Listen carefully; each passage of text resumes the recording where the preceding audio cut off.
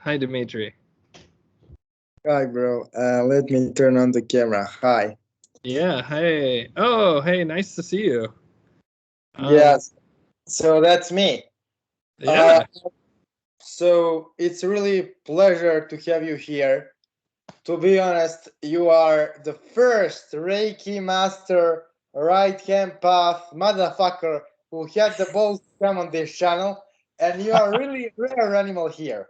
Because when I say what I do, majority of people who are like RHP and even pagans, they don't want to come here yeah, because they see me as a malevolent psychopath dedicated to destroying the world and bringing the apocalypse.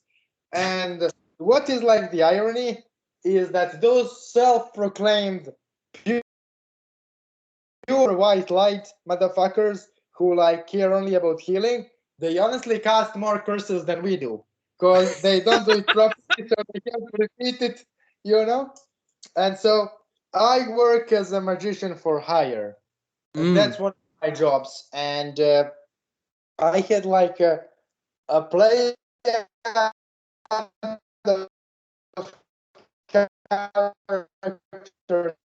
coming. Usually those white like women and men who are like only love and light and shit. Like hmm. they are the first ones who will come when nobody is watching it and will ask for a curse or for a hex or for whatever. So you have proven to me by wanting to come on this channel and to discuss those topics that you are actually legitimately a Reiki practitioner and legitimately a right hand path because you integrated your shadow, right? You Yeah, dealt with the things you dealt with the things I deal with. The only difference between two of us is I liked what I saw. I liked all of that, and you kind of didn't. So you simply decided to integrate it in your practice in a healthy way. And because you are a really experienced practitioner, you probably practice much more yours than I do. With full respect and dignity, I ask you to introduce yourself here. absolutely. Whoa, what a what a preamble. Yeah, so I am my primary job nowadays is I'm a Vedic astrologer. So that's the astrology of ancient India, and I think that it's my attraction to non-duality and that stream like Advaita Vedanta, which and things like I was talking with my girlfriend the other day about the tantric Buddhist practice of meditation where you imagine yourself on a feast table and all the demons consume you and consume you and consume you until there's nothing left. But what is left is what is truly you, the Atman, the deepest core principle that reincarnates. And so I think that my my understanding of right hand and left hand path has changed actually quite radically, even in the last few months, to where I see how both of them legitimately lead ultimately to the same truths in a very radical and different way. And I liken this sometimes to the split that happened in of all things the church, the Christian church, where they had the via negativa and the via positiva. They had the path of iconography in the West and worshiping the saints and tons of images. And then in the Orthodox Church, they said no iconography will remove all that distracts you from God, right? And I think that in a similar way, metaphorically speaking, the path of the right hand path where you're trying to see that everything is God and everything is this thing by unifying with everything outward versus the left hand path feels to me more like a burning away of all that isn't truth by diving deeply into the underworld and bringing through the experience like Odin on Yggdrasil, right? So I haven't explored anywhere near as deeply as you have in these matters, of course, but I greatly respect. I respect both paths, and I think that this is something that's lost actually on both sides get a bit bigoted about the other, but I would agree with you. The right hand path are far more bigoted. Absolutely. So I gonna tell you how majority of the left hand pathers see shit. So majority of the left hand pathers are people who claim to be on the left hand path. Right. There is a difference between people who claim to be on a left hand path and people who are actually on the left hand path. Majority of people who claim to be on a left hand path are not on any spiritual path. They simply use magic as a tool when they need something. So, and they use it as a fashion. So when they need to declave or to show how special God bitch they are, they will dress pentagram and go to the God club, and they will do rituals when the practical circumstances demand it. That's not the left hand path. So the left hand path is originally a Hindu concept, but it is also present in Judaism, out of all religions. It is also present in some agnostic sects of Christianity. So the main idea is that the supreme principle, God, Brahman, call him whatever you want to call him, he gives life to everything. Okay?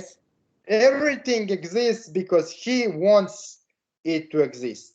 And in order for it to exist, it needs to receive a life force energy. And in one way or the other, it receives the life force energy from the Brahman, from the God, from the source. So everything you see is in one way or the other a reflection of the source. Yes. So you know that spirit who is like teaching people human sacrifice, he is in one way a reflection of the source. You know that spirit who teaches extreme pleasure indulgence, he is attracted to the source. You know that spirit who feeds off corpses, he is attracted to the source, you know? So they are all fed by the source, and source put them there, and everything exists in that sea of energy which is emanating from the Brahman, from the God, from the all. Yes. So how I see a right hand path and left hand path difference, okay? Right hand path divides the world. So there are certain pure things you should do, and there are certain impure things you shouldn't. In the true left hand path, there is no discrimination at all. So everything is fucking the same. But from a practical point of view,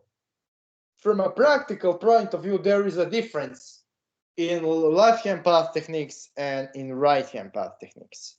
So right hand path usually deals with more creative energies. Yep. And the left hand path usually deals with more destructive energies. And that's what people do not understand. So for example, you work with a Hindu goddess Kali, you probably did, or with tantric demons. And you notice that when you work with those Buddhist demons or with Hindu goddess Kali, if you simply do devotional worship, you are simply a devotee, right? You are simply giving offerings and reciting the mantras, and you are not directing it anywhere. The base state of all of that is chaos. The base state of all of it is destruction. If you work with Kali Devi, if you work with tantric demons, if you work with Azazel, if you work with Belial, if you work with them on a daily basis and don't direct it anywhere, just let it stay, what you're gonna get is destruction in your life. That destruction can bring positive things, it can bring negative things, but it will constantly smash shit over and over, right? It will smash it over and over. So you know all of those guys who like work with demons and their life is absolute shithole. I will not say that I don't have any problems, but my life is much less shithole now than it was when I started practicing. And how I managed to avoid that my life is a shithole? Because I really quickly came to understand that those spirits are in nature more pushed towards destruction, okay? Every spirit has creative and destructive aspect, but those guys are more destructive. Right. So you need to direct them what to destroy, right? Yes. The correct way, for example, you call Kali in a ritual, and you don't say, Kali, heal me of illness. You say, Kali, devour this fucking sick energy until it completely ceases.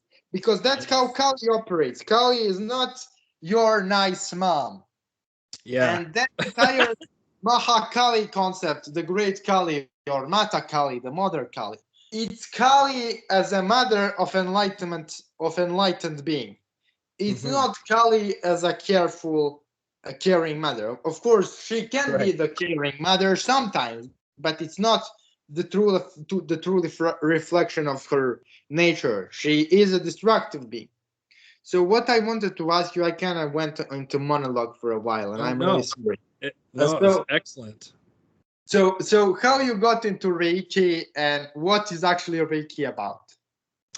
Yeah, so this is kind of an interesting story. I was traveling in Europe in the spring of 2001, and I had actually had this crazy awakening experience a few months prior to that, actually, because I read the Bhagavad Gita, and I got to the line where it says, "Fire cannot burn it, sword cannot cut it, water cannot drown it, air cannot wither it, for you are the Atman, indestructible and eternal." And I felt a ringing of a bell in my head. And up to that point, I had been very much a muggle, to use the Harry Potter term. I had been the hormones had hit me when I was 12, and all the mysticism drained away. And it became just all sexual desire and materialism without even, it wasn't even materialist with a practical magic background, like you were saying earlier. It was just pure dead materialism was sort of where I was at. But reading the Bhagavad Gita awakened something in me. And then I began to have all these spiritual synchronicities. And I was actually sitting in a bar in a hostel in Hungary, and in Budapest. And a man came up to me and he said, "You have remarkable energy." And I was like, "Is this guy hitting on me?" That was my first thought.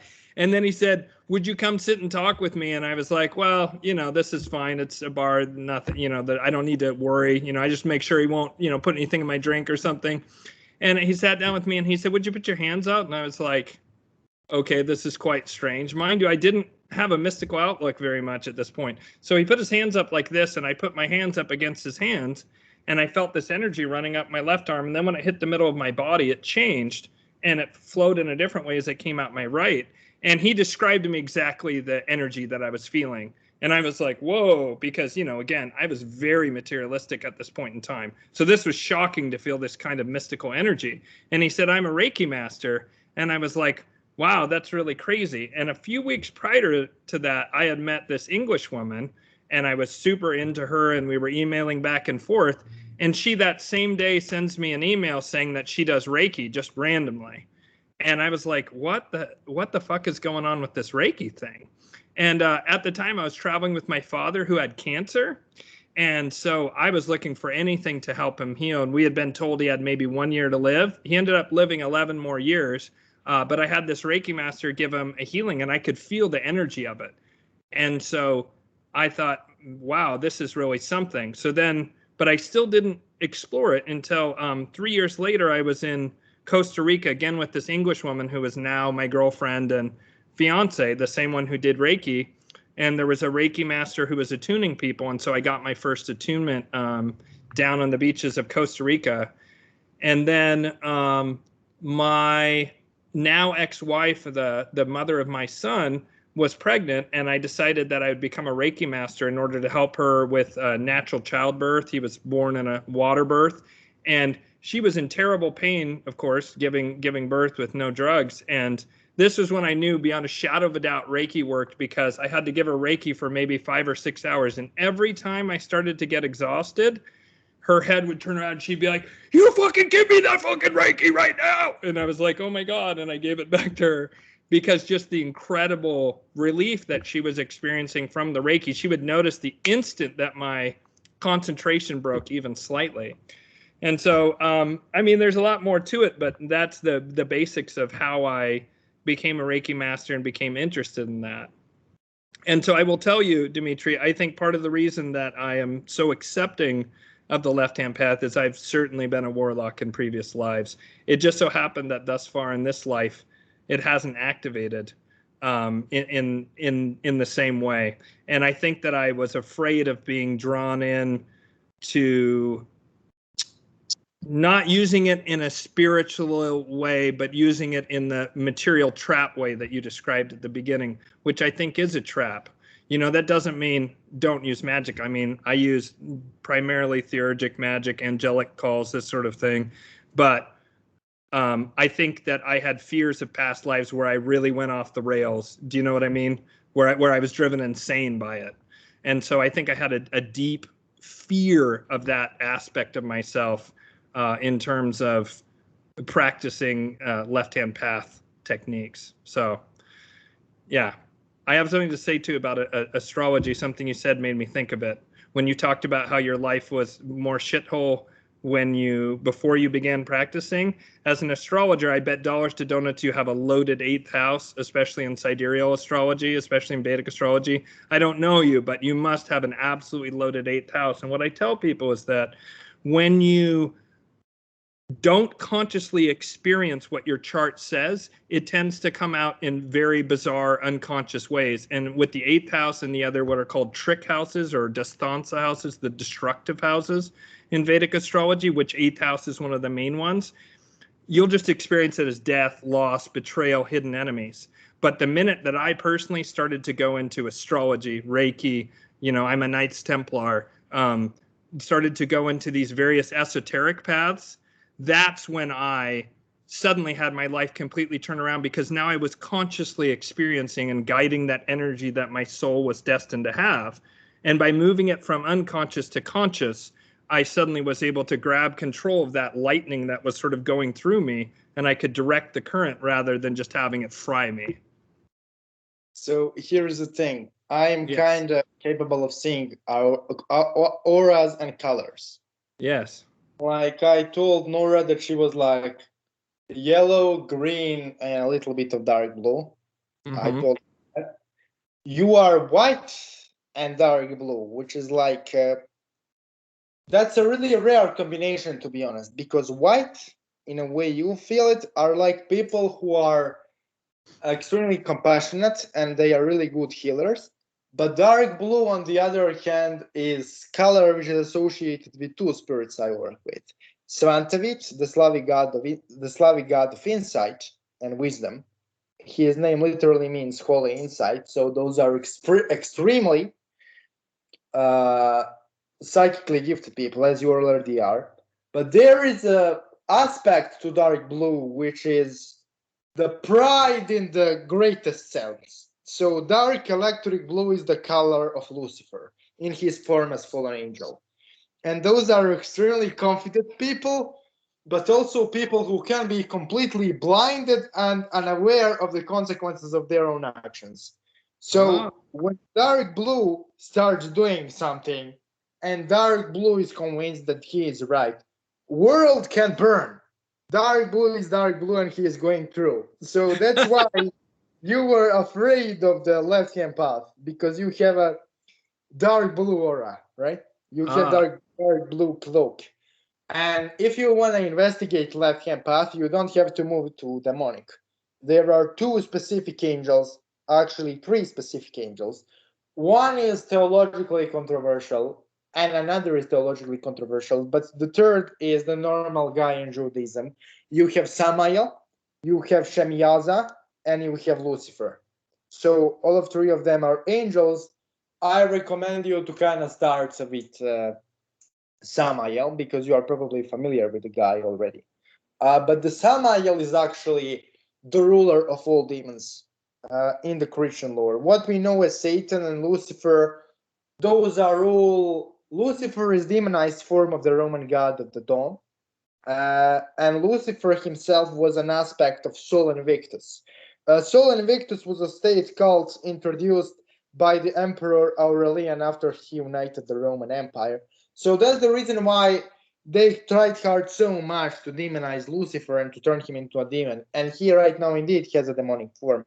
So just start with Samael. But are you publicly allowed to say anything about Knights Templar? like Yeah, anything. well, I mean, there's probably not much that I can't say that I know. What would you like to know? So I would like to know, like, Knights Templar definitely have certain esoteric practices they Yes. practice. It's just not humanitarian society as they present it to be. I mean, let's be serious. Humanitarian society with like influence through centuries, the big money and everything. It's not something you make by giving everybody money. Okay. No, they definitely made hella money. They're original bankers, or at least the original modern bankers for sure. International bankers, no less. Yeah, but like they definitely practice glyphotic sorcery. Some of them do.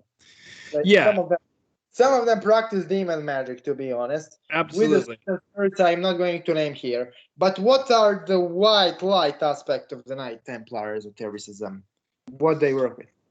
Well, I mean, uh, some of another member of my of the order that I'm in is a Johannite bishop, and they do theurgic magic all the time, like angelic calls and angelic magic, usually to uplift the community, to bring more abundance to the community, to do healing, all this kind of thing, but not in a.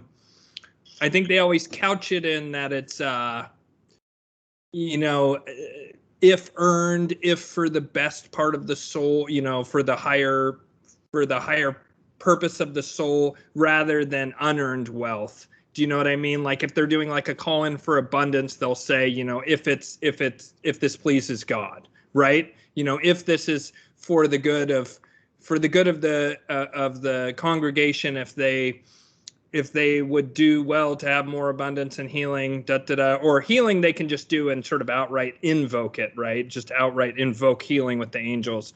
So I think it's that they mostly just work with angels and try and make sure that there's a honoring of free will, never also dishonoring like the needs of that soul's journey by perhaps giving them a lift up when they really need to hit rock bottom.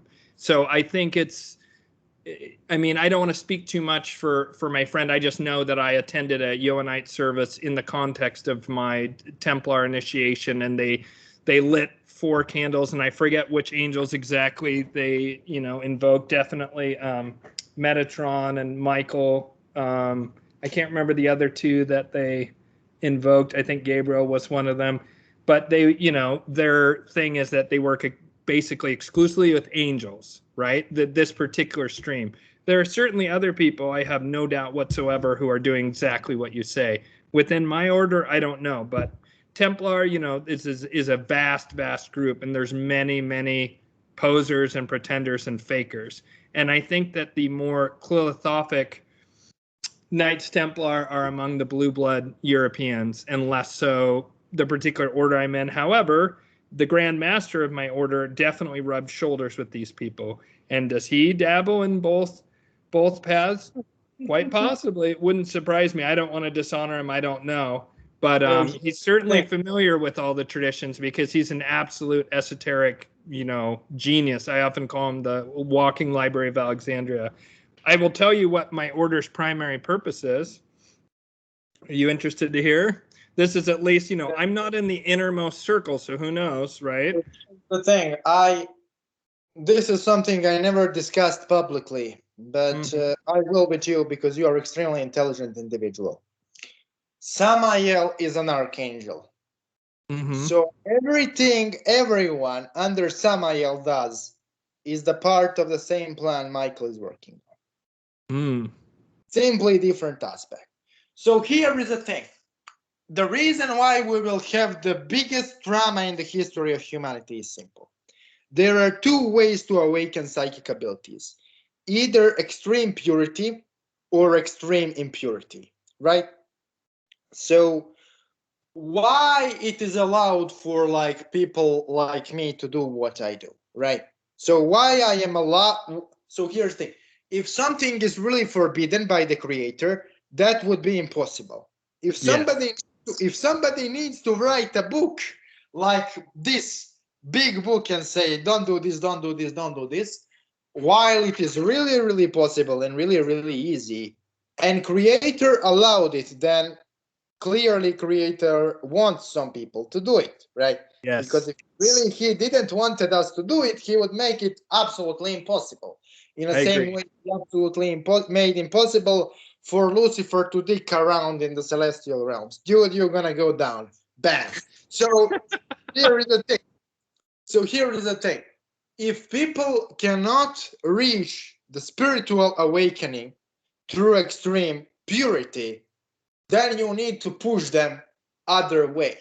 So all of those elites with extremely sick rights, you and I are aware of. You are aware to being really close to certain circles, and I am aware of them because I went into investigation with Molech, one of the most controversial demonic gods, on those rights, and he told me what it's all about.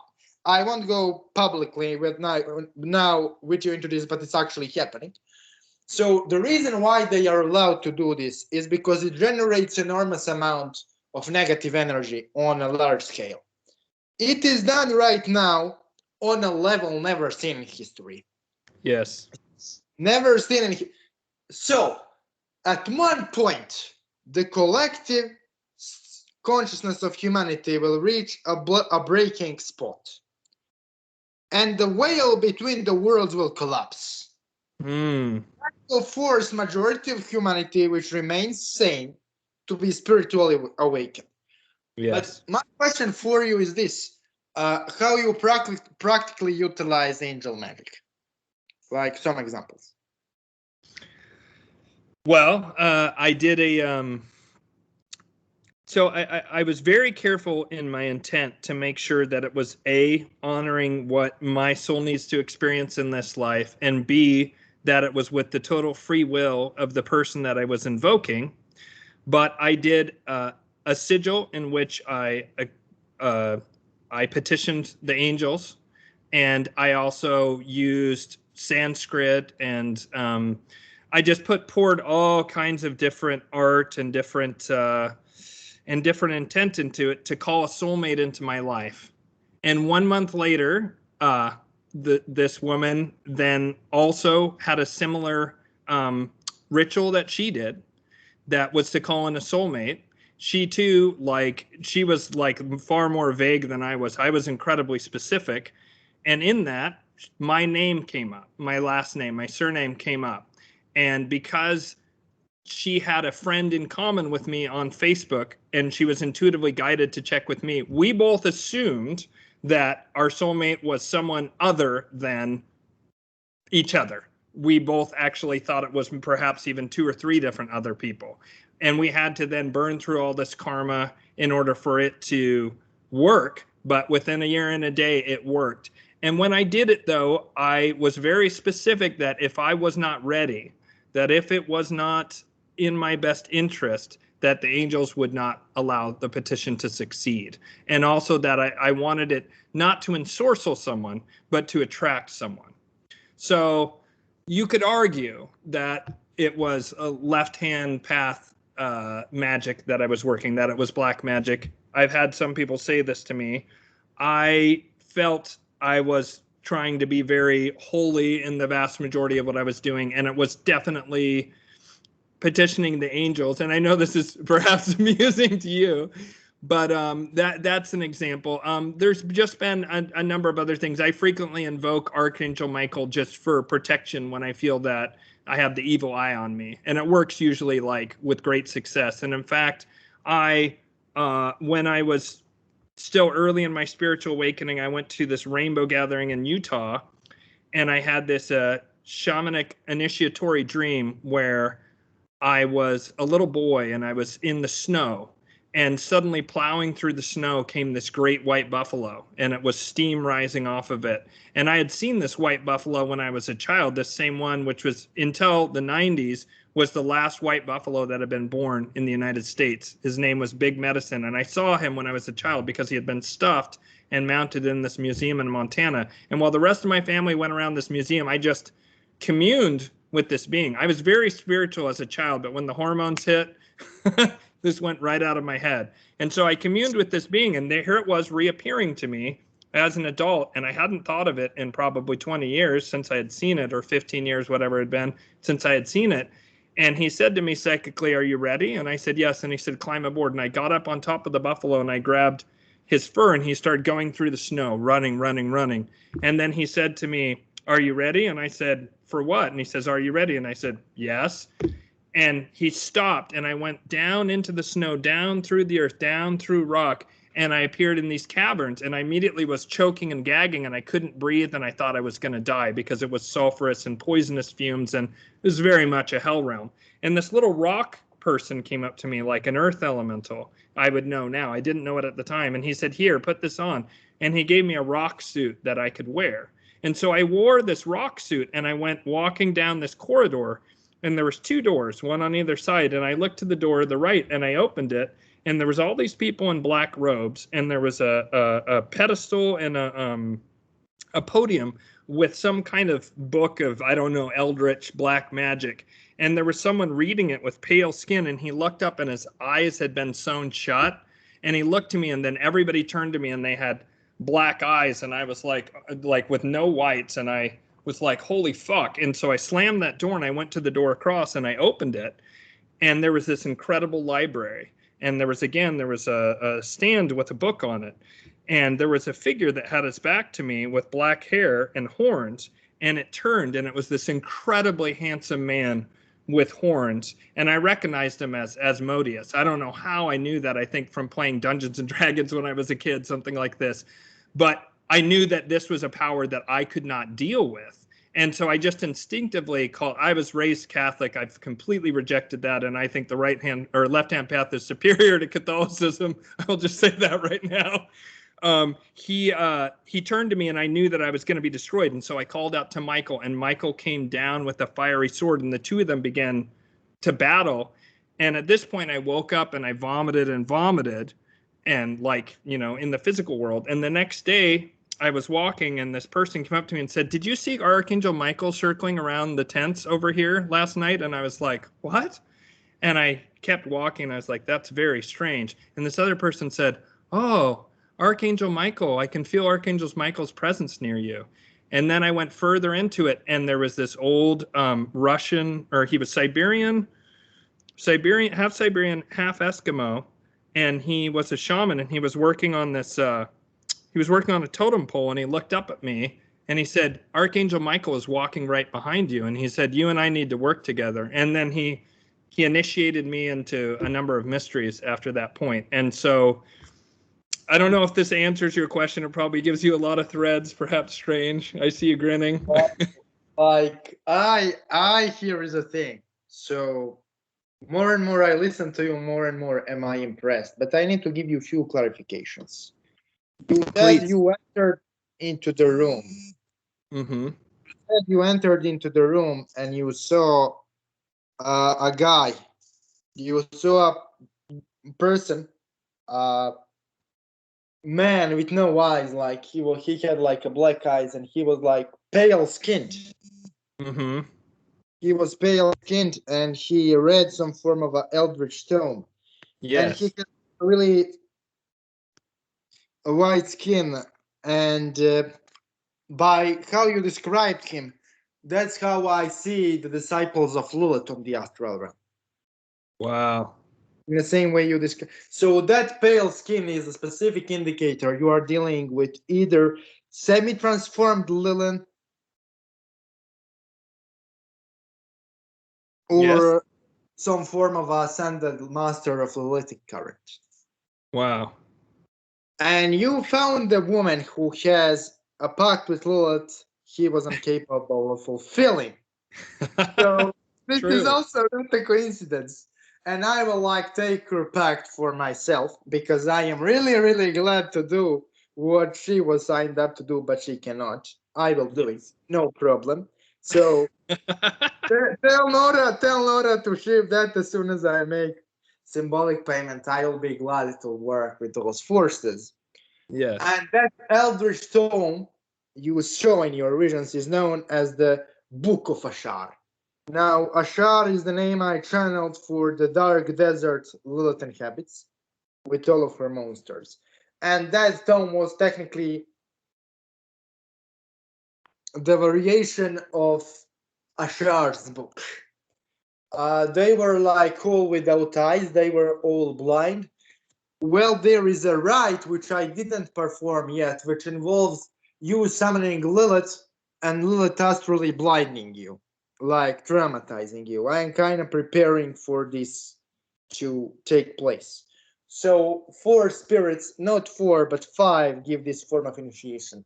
Lilith, Agrat, Nama, and Malat.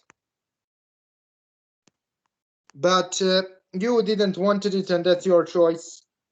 And I really like what you told me. So I don't see you on camera, so I can hear you. You can't see me? Yeah, I can't see you. Oh, it's I'm not sure. I think it'll maybe come back in a minute if you can hear me. Here, I can try turning it off and then back on. One moment. Yeah, do it. It's like I really want people to see you on a camera. Does that work? Did that fix it? Oh, now it froze. Oh. So can you like talk about basics of Reiki and shit? Yeah, absolutely. So Reiki is they claim that it was in the lineage that I'm from, that a doctor named sorry, I'm still absorbing what you said about the Book of Ashar. That kind of I have a claircognizance is something I have, and so how it manifests for me is when someone says something true, I don't know how to say it better than I can hear it. And so when you said that, I knew instantly it was true. I mean, one of the things that strikes me about you, Dimitri, is you have such vast knowledge, and I've never heard you to say something that doesn't have the ring of truth, even though many of the things you say I've never in this life heard before. But I know you're telling the truth, and that you're revealing like an actual fact, and some of it is quite mind-blowing, I must say. So getting back to your question, Dr. Yasui was born sometime in the late 1800s in Japan, and he claims that he went up and was doing meditation with this Buddhist group, and he had been studying some of the Hindu mysteries, and he had heard about pranic healing, using the prana to heal. And so he was seeking out and wanting to find a way to bring this healing back, right? And so he went up to this Buddhist monastery, and he was meditating one day by a waterfall. This is the apocryphal story. I don't believe this is what actually happened, but this is what he says. And he was meditating. It was near sunset, and then through the clouds, all the Reiki symbols came, and they struck him in the third eye, and he knew the 6 major Reiki symbols, which the Reiki symbols, are readily available online, although they won't work unless you've been actually initiated. And it's passed on very much like the Buddhist Qigong tradition, or direct transference from master to client. Do you have a question? Oh, I thought you were raising your. Here's the thing. I am trying to learn Reiki now. Or even I met you. I signed with my teacher for appointment at 17th of August to be initiated. But all of a sudden, at the same day, I am interviewing your ass. My teacher told me that she cannot teach me this fucking month. So it means something. Maybe you can introduce me to somebody who will teach me or something, or I actually need to travel to be initiated. I don't fucking know with my fucking ass. But why? Because I didn't perform Reiki because my ass doesn't know Reiki yet. That's something I am ignorant of. But I performed a form of energy healing, like you put hand on somebody and you push energy and you pull energy out. And like it costs life force. Like if you do it too much without preparation, it can physically kill you or weaken you, or you will So how you deal with the consequences of your own healings? For you, I know guys benefit, but how you deal with the consequences? So that's the best thing about Reiki. So what you're describing when you talk about energy healing, I used to do this before I did Reiki. I could transfer energy. I could even, one time, a friend of mine and I were smoking a ton of weed, and we were able to pass the level of our highness back and forth. And I passed all of my being baked from weed to him, and he was like almost like just knocked out, and then I took it back, and I could do healing, but it would drain me like you described, right? I use my own life force, and to me that's much more like a qigong technique, because you're using your own life force, and qigong practitioners will build up their life force through various things in order to be able to do really incredible things. And qigong practitioners can do things that Reiki masters cannot, like golden shield technique, to where I met someone who their master had been crushed in a car wreck, and they had to use what are called the jaws of life, this big machine to open up the broken car. And he had done this golden shield technique, and the car was crumpled almost exactly around his body. But he was almost in a coma from expending all his energy to do that, but it saved his life.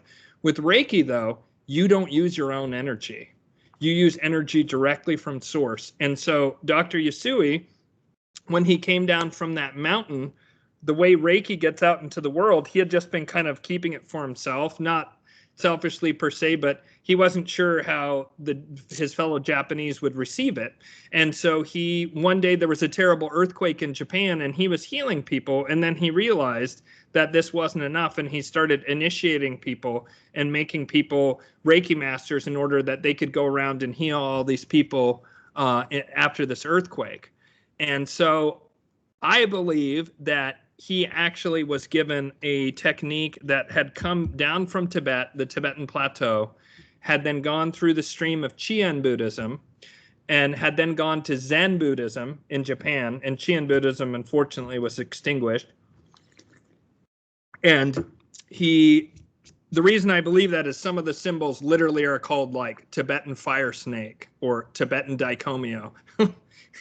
And some of the symbols that he used were found in that Buddhist monastery in Japan. And so I believe that those monks did not want people to know that they held this knowledge, because this was now just maybe a couple of decades before World War II, and there were starting to be wars between, there was Russia and China, or I mean, Russia and Japan had a war in the late 1800s, and I think that those monks were afraid of it being traced back to them. So he came up with this story of being given it directly from source. The reason I think that is there's just too many symbols at that monastery that predate his bringing Reiki out into the world for me to believe that he is, that he just got it directly. I mean, perhaps he did, but I tend to think that they had brought that this stream had come down from Tibet. And so I can do Reiki all day, and it doesn't exhaust my energy. In fact, I can even feel invigorated. And when I do it, it heals me, because you're directly channeling from source, and it comes down through your crown chakra,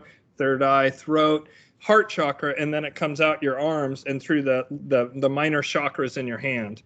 And it doesn't exhaust your energy.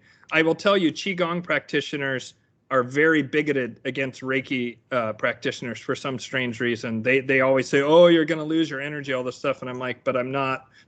This isn't like the same technique at all. I'm not using my own energy." Okay, so I need to ask you a question. Yes. I kind of don't work with the upper energy centers, to be honest. I work with the lower energy centers, as you heard probably when me and Nora talked, located in the back of the sheets. And really, one of the things we do on the left-handed path is we pretty much make our aura dense so that celestial energy cannot necessarily penetrate. So I don't know, maybe I will definitely learn Reiki as a technique, but what you said made me like interested. So can I tell you something? Because you told me that you did angel magic and you are questioning did you did the right thing. So Well, the I thing. just not certain whether it was left or right hand path. Technically, the magic I did. Let me tell you something. So Mm-hmm. white magic and black magic are not different in techniques. They are different in what kind of energy you use. So if Mm. you use energy which is more corresponding to the creative aspect of the source, then Mm. you are dealing with white magic. If you are Yes. using energy which is related to the more destructive aspect of the source, you are dealing with black magic. If you are working with the elements, you are kind of shamanic character, right? So you can force people to do your bidding using angels. Samael is the angel. So the difference between black and white is in type of energy you use. It's not in moral character of the spell, because magic is amoral by nature. Mm. Magic doesn't have a moral code. Humans do. Yeah. So I want to say what came to me intuitively when you said the thing about the chakras is that there's probably exists, and I'm not aware of it, a technique that would come sort of in the reverse of what I described, where I'm envisioning it. This is just an intuitive hit I had of energy coming up from the earth through your feet and up this way from below rather than from above, and that would be some kind of healing technique, but it might be based on more destructive energies, like you say, destroying the illness, destroying the pathogens, destroying the cancer, this kind of thing. I'm actually kind of seeing that there is something like this. I don't know what it is exactly, but I can envision it with you, where you pull So it up you through your. and I can try this experiment privately. So in Dravidian Ionism, that's a Hindu system, but Mm-hmm. Buddhist Tantra is technically Hindu Tantra, which moved to Tibet. Yeah.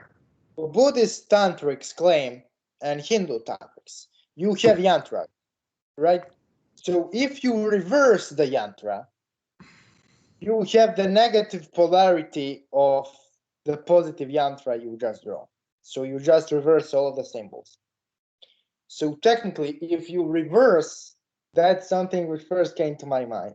If you reverse the Reiki symbols, then what will happen? Because I noticed all of those Reiki healers, they kind of have the glow of light Mm-hmm. around them, Mm-hmm. unless they are fake fuckers. Yeah. And you know, they are not fake fuckers. And that's Yeah. because those symbols they draw, they literally radiate pure light, right? So when you draw a symbol, you can literally see. How I know this? Because I practiced Dravidian ionistic healing. Dravidian ionic healing techniques, they have yantras too. And I kind of downloaded the material and practiced it. And I was like, fuck this is not for me. So what we can do privately is you and I can like reverse the symbols to see will that reversal force the symbols to radiate the black light. And when we Mm. are working with black light, then it's something you can push through the legs up. But I don't know how can you marketize that shit. Like how can you marketize? I gonna call forces of the abyss to purge your soul with the powers of the black light and shock your entire organism so no illness will remain. Yeah, well, it reminds me of there's this. I know this will sound strange, but there's this video game called Darkest Dungeon, which is based on the Lovecraft mythos, and in it they have the occultist class, and he does abyssal healing that like is some sort of violent healing, and it can occasionally cause your character to like bleed. They heal a bunch, but then they can get a bleeding wound. I don't know why, but just when you said that, it made me think of it. I think that there is some way that you can market what you're saying that would appeal to obviously a select group of people. You're not going to get a lot of these love and light kind of people Yeah, wanting your best way dark for me, Reiki. if I ever figure it out with anyone, the best way for me to do anything is to simply shut the fuck up. And that's what black magicians are forced to do. So majority of shamans, from my experience, Mm-hmm. either know black magic or practice it. Because Mm-hmm. what do you think they do in the underworld, for God's Right. Yeah, Right. but tell me, like, who is your patron angel, Archangel Michael? How you worship Michael? How you work with him? Like, is there any advice you can give to people how to work? Well, one thing is the way. One thing I learned last summer. This might be interesting. Is that a friend of mine, actually an ex-lover of mine, who I was very much in love with, who interestingly enough has is born 14 days before Nora, since she's come up a couple of times. And I was convinced for a while that this woman was my soulmate, and her astrological chart is virtually identical to Nora's, right? Being only 14 days difference. And so I was certain for the longest time that she was the one, but it just never quite clicked. Something about Nora's chart rotating another 14 days just made everything click. But so this woman, she contacted me, or I contacted her. We hadn't talked in a while, and she was talking about her partner was, I don't know, infested with some kind of demonic energy. And she was talking, she was just saying about these problems in the relationship or whatever, and she asked me to intercede on his behalf. And so I tried to. This is the one time I've had a real problem where I invoked Michael. She tried to, but I didn't have his permission, and I didn't because I didn't have his permission, Michael would not intercede on my behalf. And therefore, when I tried to do this, the demon that was working with her lover or whatever had some degree of control over her lover. I don't know who it was, but it was definitely a very high ranking. I'm talking, Duke of Hell level. Some sort of higher order demon was working or operating through him, and this demon just utterly attacked me. And I was like, my third eye felt like it was going to split. It felt like someone was hitting me with a gigantic hammer on the top of my crown. I felt like my brains were going to leak out my ears. Like I felt like I was going to have a seizure. And I then asked I was just like trying to get someone to help me. I was writing all the different people I could, through the fog, saying, please intercede on my behalf. And then my son just said, Archangel Michael, protect my dad. And immediately I had instantaneous relief because I wanted it. I was inviting it in. So the point of this is that when I work with Michael, he basically always intervenes except for once in a while. And in fact, this happened with our mutual acquaintance, Nora, where I tried to get Michael to intercede on her behalf, and he said no. And he's basically never said no to me except for these 2 times. And the reason was that Nora had entered into this specific pact of her own free will, and Michael refused to interfere in her free will. And it seems that the angels will only work if that person either themselves is given explicit permission or their higher self gives permission if they're unaware. And so when you say worship Michael, I don't think that is. I just I appeal to him. I ask him, and I will usually say if it's in the person's best interest, something like this. I'm sure this is a bit silly to left-hand path practitioners, but one of the things that kind of leads me into a slight segue off what you're saying is that one of the reasons I've started to open my mind a lot more to the left-hand path is because I've realized that what's really going on in the world right now, we don't need to touch the obvious topic. I'm sure you know exactly what I'm talking about. It seems to me that the world's being divided into 2 groups: those who believe and allow for sovereignty of the individual, and those who want to dominate that and take away sovereignty.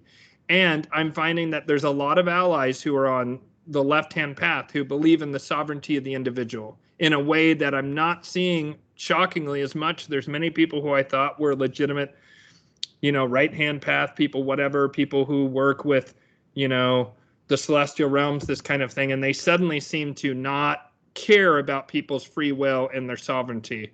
And I am finding that extremely troubling, and it's also opening my mind to a lot of groups and peoples and ideologies that I have traditionally seen as maybe not my enemies, but certainly not my allies. I'm now realizing these are people that I'm going to be willing to work with, because this is what it boils down to, is either you allow for the sovereign will of the individual or you want to dominate that. And it's funny because a lot of supposed right-hand path, supposed love and light and all this kind of stuff, they really want to tell other people what to do. And I find that repugnant, and that's not acceptable to me. So I don't know. I kind of went off on a tangent there, but felt relevant. I will just shortly comment on this entire situation. So in a lodge, like I'm gonna call Black Lodge. So every culture has Black Lodge. Hindus have the Tantrics. Tibetans have the Black Lotus, like the Black School in the Tibet. In Zoroastrianism, you have the Venerators of Ahriman. Islamic cultures, you have the cult of Charnabog. In Celtic cultures, you have the cult of Morrigan, goddess of death. Every culture has some form of a dark motherfucker. But there is one thing in that dark lore, which is always, so we black magicians either tyrannize or revolt against tyranny. So technically all of those rulers who impose the lockdown are practicing what they are practicing, and the people who mostly oppose them are also practicing the same thing they are doing, because in the nature of the left hand is to not tolerate any orders. That's the point. Don't tolerate any orders. And that's the problem with us, because we cannot organize. We constantly slaughter each other, right? In every fucking Black Lodge, Coven order, or whatever, like half of the Coven either excommunicates each other or kills each other, or tries to kill each other.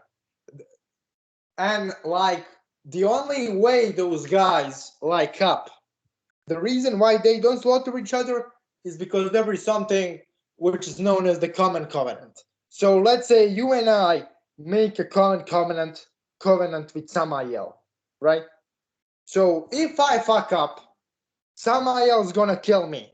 And if you fuck up, Samael's gonna kill you. And there are certain lords of the underworld from Judaism which have pact with a lot of powerful people. You can see bulls everywhere. In front of every fucking financial building, you can see a bull. So I won't name a guy, but you know who it is, right?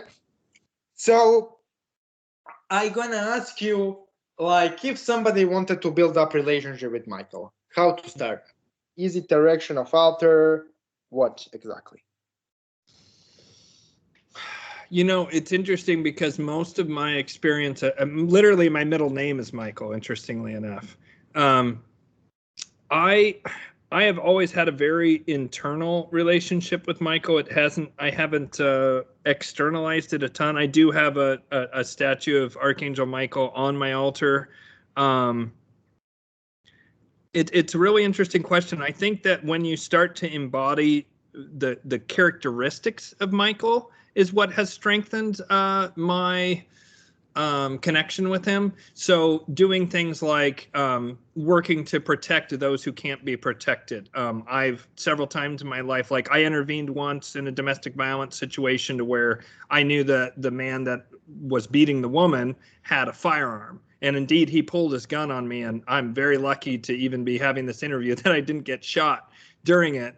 But I've always had a bit of this, I guess you could say, white knight complex of like rescuing the maiden who's in trouble or helping like the elderly woman up or this kind of thing, and which I get must be very funny to all the left-hand path practitioners who will listen to this.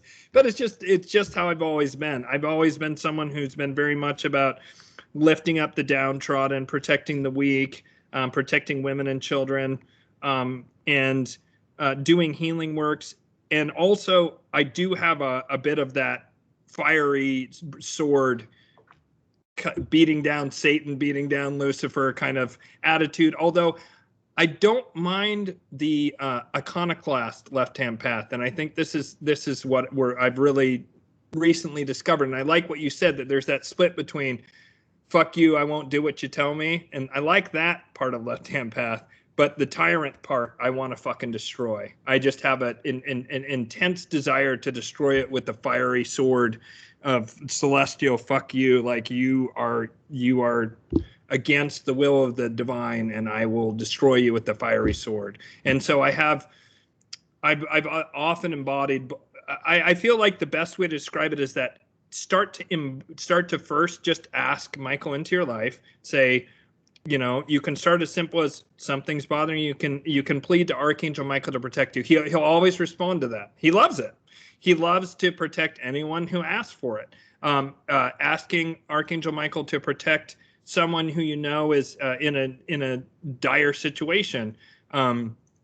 He'll do it 99 times out of 100 unless there's some reason they have to go through some suffering to have some kind of spiritual breakthrough, or they've taken a pact of their own free will, and he won't interfere with that. He's not going to interfere with demons unless a person requests that he intervene of their own free will. But if someone has already made a pact with the demon, then unless they're truly recanting it and they're ready to go a different way, he'll never interfere.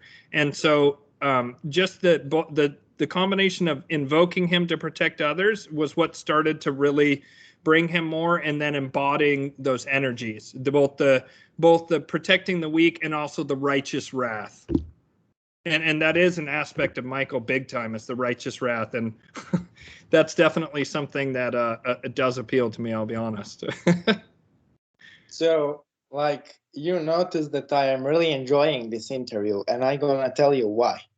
Okay. So when I started practicing really heavily, I went into really heavy Lilith work. Mm-hmm. And one night, Lilith was there with me in her aspect of a seductress. Mm-hmm. He all of a sudden turned into like sexually appealing, but really angry and really vindictive vampiric crone, right? Yeah. Sexually appealing vindictive crone. And like I look at her like this, and I was like, "Is it like truth? Is it like the hidden concealed aspect of you?" And she was like, "Yes." And then Raphael appears. Mm. And he tells me, "Look, if you continue working with her, your health will be much weaker. You will have much more health problems. You will have much more trauma. You will be forced down your path to do some really controversial, sinister stuff." Because the thing with demons is, in the beginning, they never tell you that the essence of darkness and dark magic is destruction, and that they are in nature destructive beings. They always go for the cart of it's not like it is written. We are not destructive. We are different. We are nice guys. We're gonna help you. They always go with that because they know that if they told to majority of people who are starting who they truly are, because here's the thing, majority of people cannot comprehend that such destructive and vindictive beings are actually necessary. They are necessary, but majority of smart asses cannot comprehend it. So they build what is called as interface presentation, which is like watered, lights down version of them, which is for humans to like just work initially. And majority of demons pull really like tricky thing, which is if they see someone who is definitely not capable of deeper stuff, they will not go, right? They will simply like take the offerings, do a smaller favor here and there, and that's how you have like entire demon worshipping communities of people who practice 30 years and live in the same way all the time. It's because they are in interface level. They are not capable of like doing what makes black magic work. So Lilith appeared to me in that Saturnian form, and then Raphael came and he told me, if you choose me to work with me, for me to be main patron, you will be much healthier, you will be much happier, you will have much more friends, you will have much more positive emotions, you will have much bigger chances to marry, you will have much bigger chances to live in a community of people, you will receive the celestial mysteries, so knowledge will not lack, you will always have enough money, And I will kind of teach you. I will be your guide. I will hear you as much as I am allowed to, and I will really teach you everything I can. But you can also work with both of us at the same time, if you wish.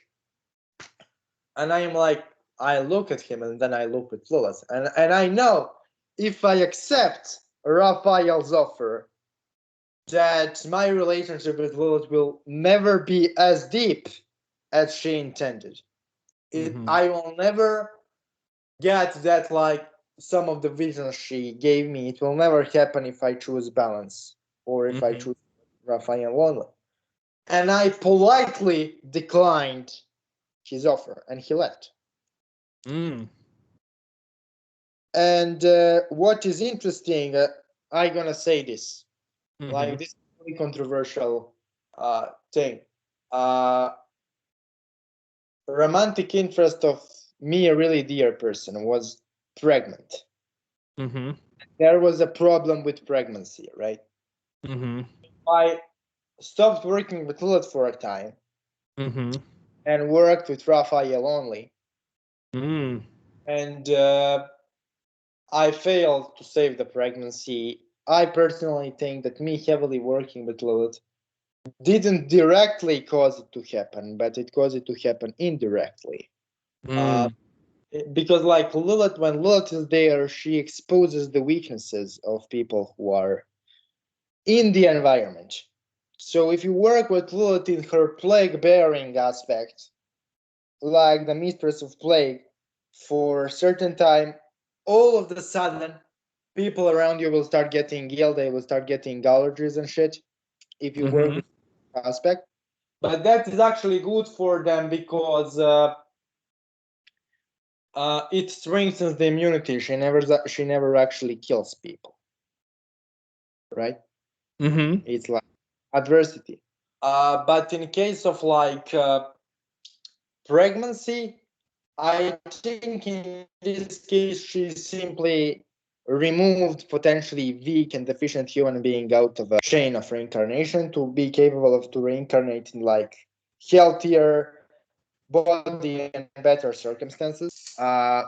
She didn't devour it directly. She kind of just created the ambience of energy, which made the thing happen.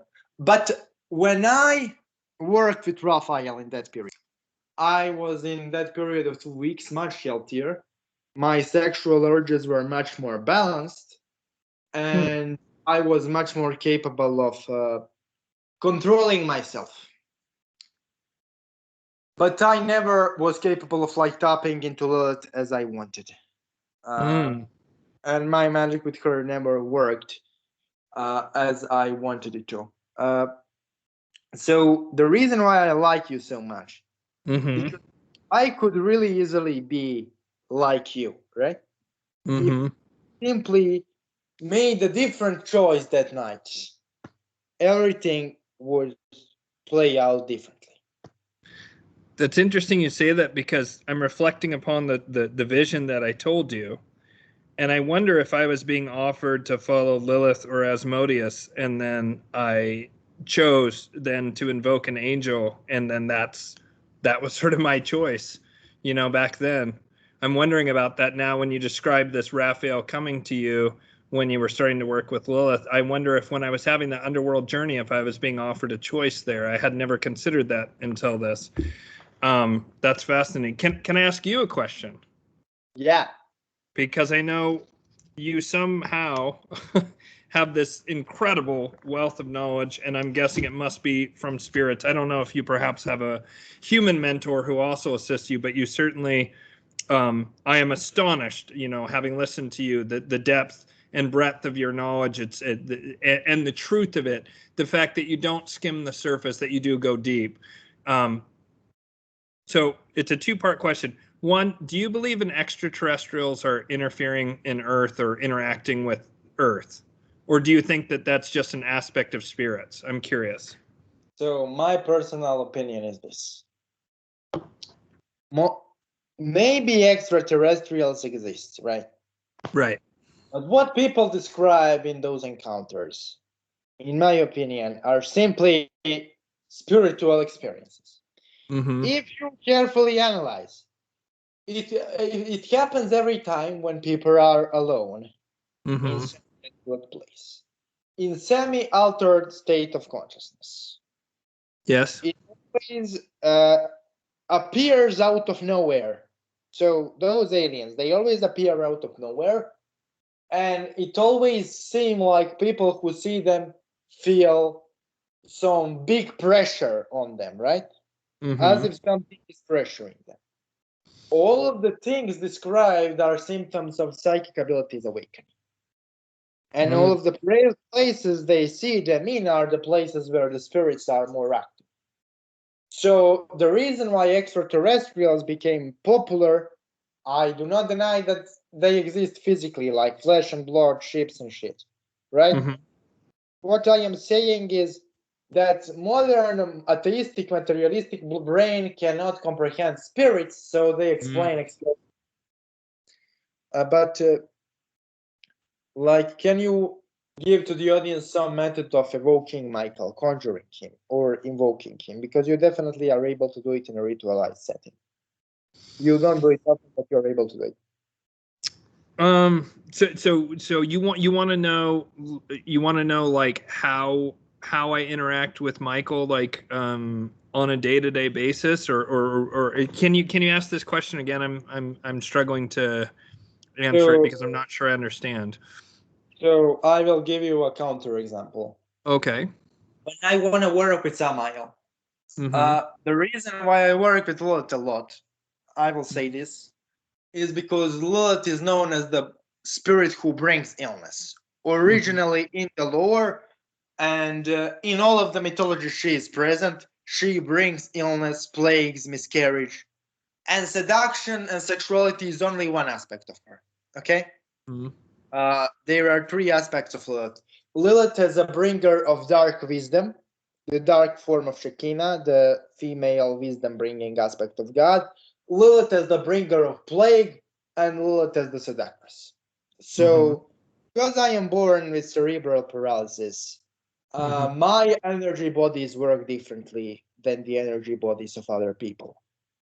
Mm-hmm. So, I don't like summoning Samael because Samael has heavy correspondences to Mars. Whenever I summon something which is heavily corresponding to Mars, my body doesn't react well to it.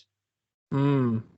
But I work with him anyway. So when I want to summon Samael, I light incense and I repeat particular chant until his energy manifests. And I see a form of a big guy with sword and a lot of wings.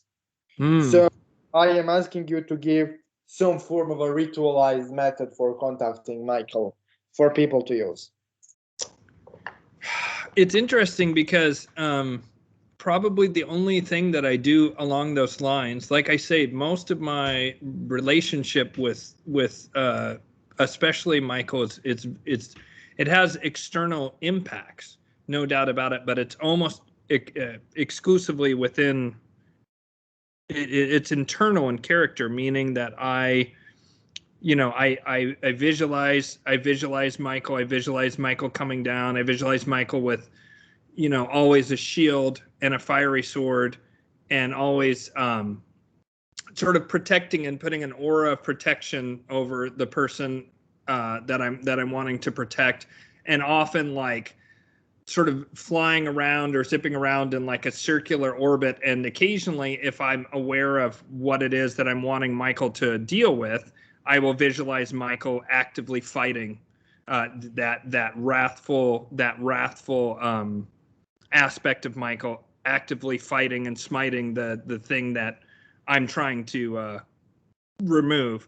However, I will say that sometimes I'll light a white candle, I'll stare into the flame, and I'll kind of like feed into that flame all my thoughts, all my fears, allowing it to go away, and then I invoke Michael and will visualize Michael entering the room, feeling the presence. I tend to not really ritualize my relationship with him. It's funny because I do ritual magic with other things, but with Michael, I don't know, it's just much more intuitive and internal. And so I'm sorry that I don't have like a specific formula that they could follow, other than I find that candle meditations, to where I'm losing everything into the flame to blank my mind, is very helpful when I'm working with Michael, if I'm really wanting something specific. But usually I'm just wanting him to offer protection. And so I visualize how that protection would play out and what I see him protecting against, if I know what it is. So I'm sorry if that wasn't a formula to help someone to work with it directly. I would have to really sit with that. That's something I could perhaps come up with in the future, but that's just not the way that I interact with them. It's just much more intuitive and internal. So it's not, it doesn't have a formulaic aspect to it. So sorry if that's disappointing. There was a reason I asked you the earlier question about the aliens, is that I believe that there are non-terrestrial spirits. You can call them extraterrestrials or aliens. In particular, there's one that I've been trying to deal with. And then plus, I believe that behind some of this. Can I cut you what? short? Can I just cut you short here? Yeah. Go ahead. Problems with aliens. Yeah. Any problems with aliens? Shemyaza is the spirit to go to. Shemyaza, the leader of the Fallen Watchers. Okay. Call him up. But you need to know that Shemyaza is not the fan of Michael and Raphael. There is a beef. There is a beef going. Here's the thing. You can like work with all of them together, right? Nobody wrote in stone, thou shall not work with Raphael, Michael, and Shemyaza at once. So according to my personal gnosis, you know elementals, right? You work with elementals. And you probably noticed that about those aliens, there is something elemental like. There is something similar in how aliens act and how elementals act. Like that wild and predictable behavior, sudden appearances. Doesn't it make it strange? And I always was amazed by parallels here. And then I asked Shemyaza, well, he told me like this. When we modified the man, the giants were born. What do you think will happen if we modify the jinn? Now, the jinn, when he says the jinn, they use it in two different ways. The word jinn, according to Shemyaza, has two meanings. One is the sentence of particular spirit, the Jan, father of the jinn. So the jinn as a separate race. But they also call every elemental jinn, right? So those aliens, they are genetically, spiritually modified, spiritually repurposed elemental spirits in many ways. Let's talk about reptilians, for example, because everybody lumps reptilians and aliens at the same package, right? So what the fuck are dragons in mythology, right? The dragons are fucking reptilians. And the dragons are, you have like the dragons which guard nature, and then you have dragons which exist in the underworld, right? Right. The underworld dragons, the snakes, the serpents. Those exactly fit in the description of reptilians in a modern day and age. Interesting. So majority of those aliens are modified elementals, those astral aliens you see, and reptilians are simply the variation of dark dragons. So if you want to get rid of it, I think Shemyaza will teach you pretty quickly how to get rid of it. Because he kind of offered me to teach me how to call like those whites, grays, and even those reptilians, but I was not interested. Why call reptilians when you can call the original spin on that source energy, right? But like if you have problems contacting Shemyaza, how to call him? That's the question. So Shemyaza actually doesn't mix well with the Qlipho.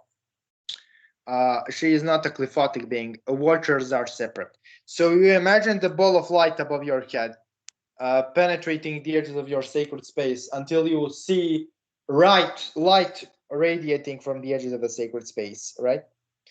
But visualize light being destructive. So bright that it kind of burns things away. You ever heard about destructive white light actually exists? So raise the bar because that's the light which is corresponding to the watchers. And then simply repeat the magical chant. You can write it down. The magical chant is Shemyaza Teleni Keati over and over again. And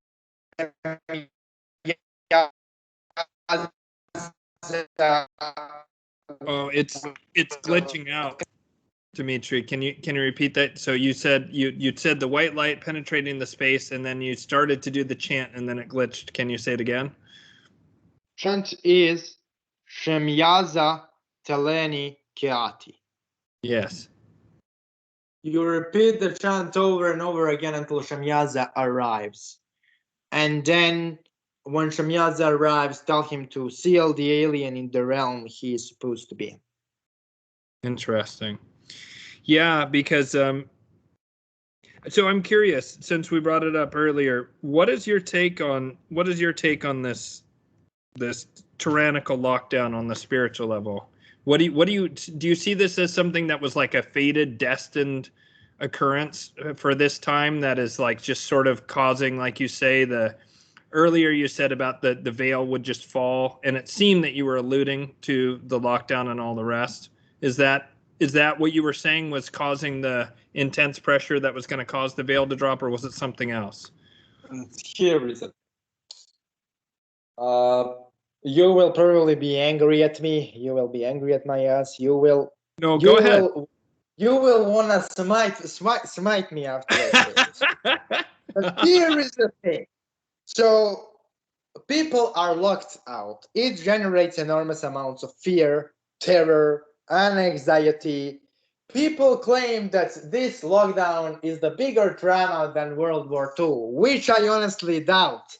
But it speaks on how we are unaccustomed to trauma and how many people are shitting in their pants due to lockdown, completely incapable to survive.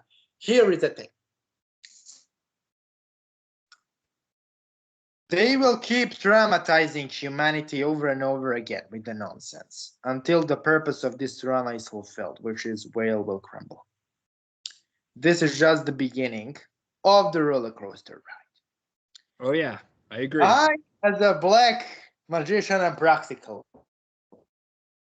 I hold certain entity related, which is demonic. Boo! And I harnessed enormous amounts of fear and terror from all of those smart people, and I directed it for my monetary goals.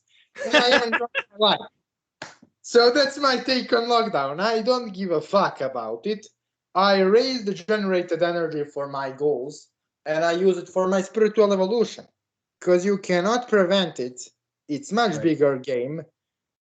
But I don't want to be dominated by it either. Who the fuck make those rules? That's my stance. Should you take a vaccine or not? I don't give a fucking fuck. I mean, if you want to function in a society, they will force you to take it. If you don't take it, you cannot function in a society. Either way, it will create whatever you do, you will get your ass kicked. Right? Yes. If you take it, your ass will be kicked. If you don't take it, your ass will be kicked. So you simply choose one of two ways of your ass being kicked. So it's in long-term game, it doesn't matter. Because let's say you don't take the vaccine and you decide that you and your partner will not take the vaccine. Mm-hmm. It will significantly reduce your chance of survival in the world, in the society. So it's a form of a death sentence for somebody who lives in a technologically advanced world to kind of be outcast in such a way. Mm-hmm. If you take it, you take also enormous health risk, Mm-hmm. right? Mm-hmm. So you reduce your chance of survival anyway. Mm-hmm. Simply choose in which manner you will fuck yourself up. I prefer to fuck myself up in a way that I am an outcast. Yeah. Because that's closer to my principles. But Yes. I also understand people who want to fuck themselves up in other ways. Of course, they use defense mechanisms and they say that it's not tested, but it's from the government, so it cannot be evil. Bullshit. You know, you know, you know, all of those nuclear bombs, radioactive shit, all of that is from the government. All of that organized kidnapping from the children, that's from the government. Irrational increase on taxes, that's on the government. Right. Deporting people and children in cages, and then 2 months later, forcing them to come to that same country, that's also from the government. Yep. You know, it's so I don't give a fuck, man. I don't Yeah. give a fuck. I I I try to practically utilize the energies which I have at my disposal. Uh, Yes. what's your advice how to deal with this pandemic magically, right? So I I see it in a similar light. Basically, everything you said, like you kind of you run the risk either way. And my principles are very much about liberty and sovereignty. This is the most important. And I also have a very much of a don't fucking tell me what to do. You don't tell me what to do. That's not happening. And I will, I'll die on my feet rather than living on my knees kind of thing, So I'm with you 100% on that. As far as the spiritual dimension of it, the energy behind this is very strange to me. It doesn't even feel like normal to me demonic energy. Something about it feels completely different than anything. Like when I think about like World War II and the Nazis, and I feel into the energy of that. I've been to Auschwitz and Birkenau, and I've felt that energy directly. I've been to places where great battles have happened and all this kind of stuff, and feel the energy of it. And I can feel that Kolothofic, that demonic energy. But this lockdown feels alien to me. It feels like it's something different. And it might be because, as you say, it's a much bigger game. However, as far as humanity is concerned, I look at it partially through the lens of the yugas are about to change. The Kali Yuga is maybe 4 years and then it will be finished, according to the calculation that I've arrived upon that I trust. There's a million different versions of it. I finally found one. It had that ring of truth to me that 2025 is the year that it ends. Now, this doesn't mean that black magicians will suddenly have zero power, whatever, because we're just moving into the next Bronze Age, which will still be very strong and tends to be more left-hand path energy still, Kali Yuga being the deepest. But the purpose of Kali Yuga is to put that tremendous pressure, that tremendous spiritual evolutionary pressure on everyone. And I liken it to the wolves and the caribou. From the caribou's point of view, the wolves are this evil force constantly killing grandma or the little baby, whatever. And the caribou shake their fist, or their hoof, like, fuck you, wolves, like, stop eating us.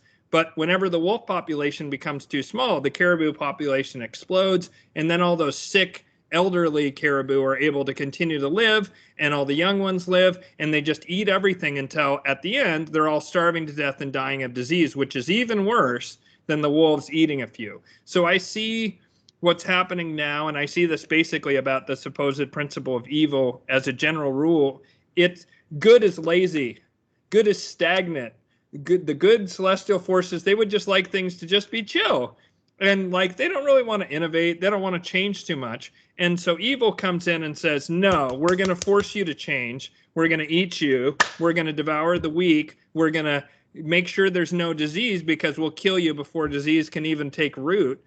And so I see what's happening currently as this tremendous spiritual pressure. And what it's really going to do is it's going to separate those who can stand in their own sovereignty and their own spiritual will from those who cannot. And those who cannot will be either subverted and taken into this weird cyborg nightmare VR Davos crap that they're trying to, total control matrix, Elon Musk brain chip, all of this shit, that's one path that those who are weak, who can't resist, will go in, and they'll learn their own spiritual lessons. They'll have their own karma from that. And those who resist it will, have increasing spiritual abilities, and psychic abilities activated. And I agree with you. The veil is about to fall, and that's part of this transition of the yugas. And there's going to be tremendous destruction prior to the Kali Yuga ending. And what I believe some of those totalitarian left-hand path black magicians are attempting to do is they're attempting to freeze things in Kali Yuga. And that's why the vaccine is at negative 40 degrees Celsius, all this kind of crap, right? Like they're trying to freeze things to be the way it's been for the past 4,300 years. And because it's a free will universe, they can do that. And those who agree to go with them can go in that direction, and they can have their totalitarian hellhole. That's not what I am interested in. And I believe that both, first of all, white magicians are finally going to have a little bit of strength for once in the world for the first time in like 4,000 years. But the black magicians who understand that universal law dictates that we're going into an evolutionary impulse that's more ascendant towards celestial realms now as we move out of the Kali Yuga, they will retain their powers because they're in a critical principle. This is what so many on the right-hand path or the love and light kind of nonsense people don't understand. They don't understand the critical nature of left-hand path, whatever you want to call it, destruction, the destructive energy, that you can't have creation without destruction. But these people who are trying to create this nightmare hellscape, they want to deny creation. And there's some who even say, and this appeals to me, I don't know if it's true, but there's some who say that the gray aliens are actually humans who followed this Davos path all the way down to the very bottom, to where they were so far removed from the creative principle that the sexual organs had long since shriveled, and even their technological ability to clone themselves, the genetic material had gotten so weak because they had moved so far away from source that they were no longer able to reproduce even through cloning. And I think that even if that's not true in a literal sense, I think that that's metaphorically true, the direction that impulse is going in. And I see even left-hand path and whatever dark magicians who are more like you, the anarchist dark magicians, they want to move on this evolutionary path through their own free will.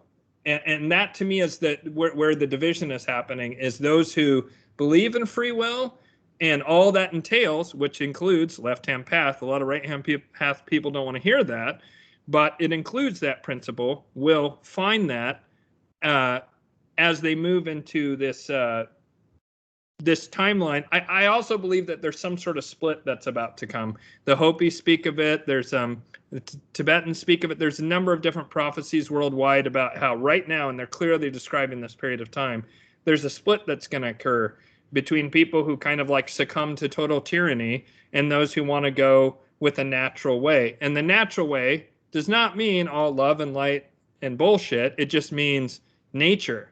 And nature has love and light, but it also has the black light and destructive impulse. It has both. And it has both in some level of harmony, although it changes depending on which yuga you're in, what's emphasized. And so I believe we're moving out of the materialist aspect of Kali Yuga into the less materialist, more spiritualized, both left and right hand aspect of the Dwapara Yuga, or the Bronze Age. So that was a very lengthy answer, but I hope that was interesting. I listened to you carefully, and I will say only 2 sentences on this. The goal of the weak black magician, like who is interested only to make money and shit, like is to make money and shit. There is no other goal. They would maybe claim there is, but there isn't. And the goal through dark motherfucker is to collapse the whale. And in return for collapsing the whale to a certain degree, you get certain abilities.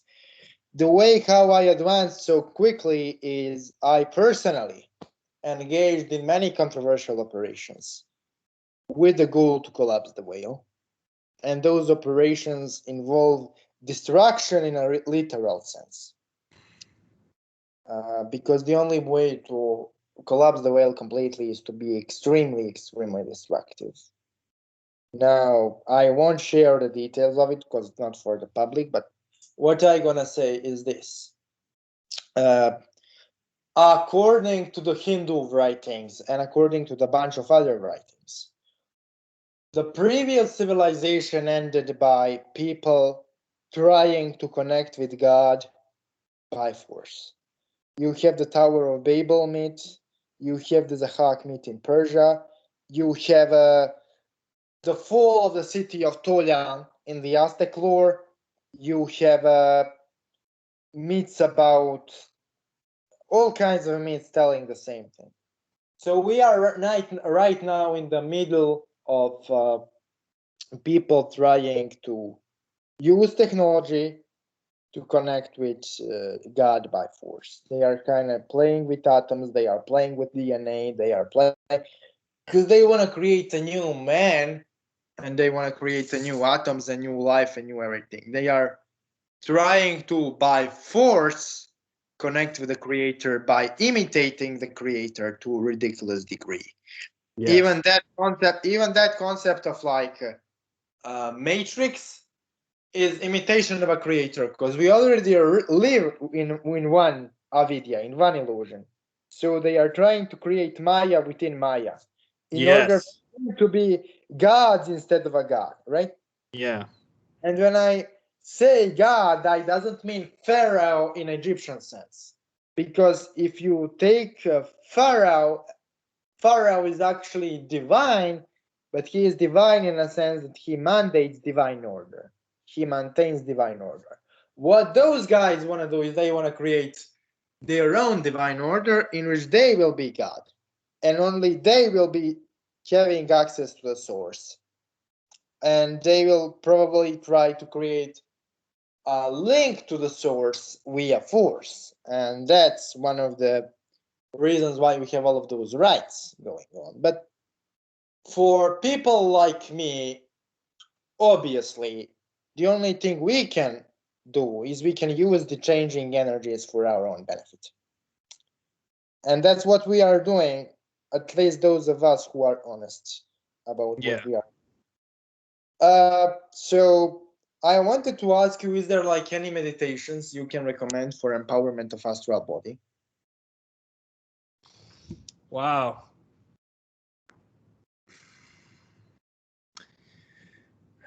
It's so funny because I do almost all of my work almost purely intuitively.